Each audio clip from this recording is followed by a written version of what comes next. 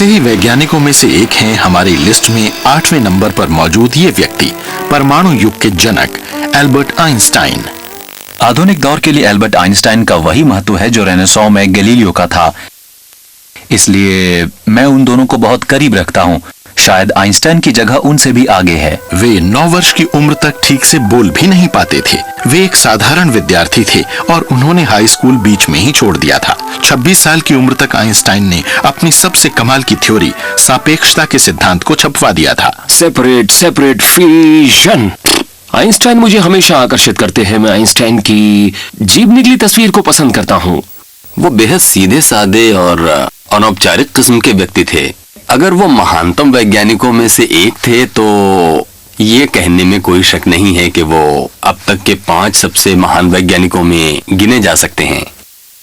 E का मतलब है एनर्जी, M का मतलब है मास और C² का मतलब है प्रकाश की गति गुणा प्रकाश की गति। C² एक बहुत बड़ी संख्या है, तो अगर इसकी गुणा बहुत छोटे मास से भी कर दी जाए तो इससे काफी ज्यादा ऊर्जा पैदा होगी।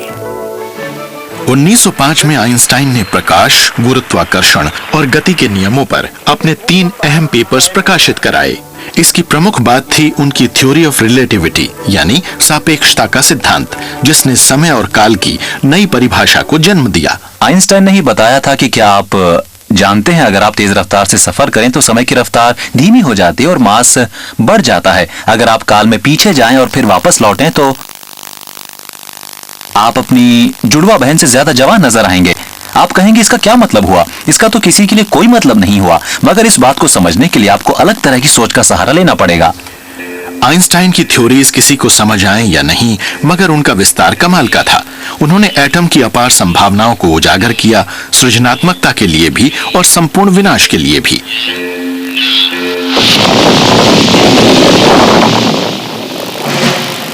आइंस्टाइन काफी समय से शांति के पक्षधर थे।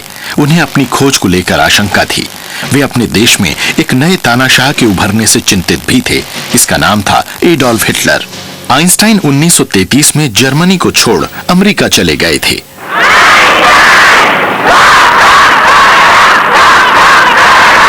नाज़ियों ने उन वैज्ञानिकों के एक समूह को इकट्ठा किया जिन्होंने आइंस्टाइन की थ्योरी की नुक्ताचीनी की थी और इसे नाम दिया जियो साइंस। कहते हैं कि आइंस्टाइन ने कहा था, अगर मैं गलत होता तो एक प्रोफेसर भी काफी होता। 1939 में राष्ट्रपति फ्रैंकलिन रूजवेल्ट को लिखे एक पत्र में आइंस्टाइन ने गुजारिश की कि वे चौकस रहें और अगर जरूरत पड़े तो एटम बम के मामले में जर्मनी को पछाड़ने के लिए झटपट कार्रवाई करें। तब रूजवेल्ट ने परमाणु हथियार बनाने के लिए एक टीम गठित की जिसमें आइंस्टाइन नहीं थे।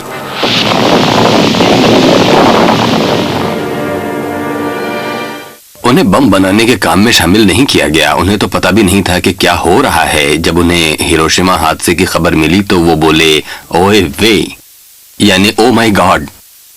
वो बुरी तरह हिल गए थे। परमाणु युग की शुरुआत हो चुकी थी। आइंस्टाइन को चिंता हो गई कि न जाने अब ये दौड़ कहां तक पहुंचेगी। ये बड़ी अजीब बात थी। वो जानते थे कि ये बोतल में बंद जिन्न था। पिछले 50 साल से हम जिस आतंक के साए में जी रहे हैं, ये उसी की अभिव्यक्ति है। हम आज भी इस बात से डरे हुए हैं कि किसके पास परमाणु बम है। अपने जीवन के आखिरी वर्षों में आइंस्टाइन ने अंतर्राष्ट्रीय शांति और यहूदियों के देश के निर्माण के लिए काम किया। उन्हें तो 1952 में इजराइल का राष्ट्रपति पद भी देने का प्रस्ताव रखा गया था। उन्होंने ये पद लेने से इनकार कर दिया। फिर भी प्रसिद्ध नाटककार जॉर्ज बर्नार्ड शॉ ने उन्हें पूरे ब्रह्मांड की सत्ता सौंप दी। which lasted 1400 years. Newton also made a universe which has lasted 300 years. Einstein has made a universe, and I can't tell you how long that will last.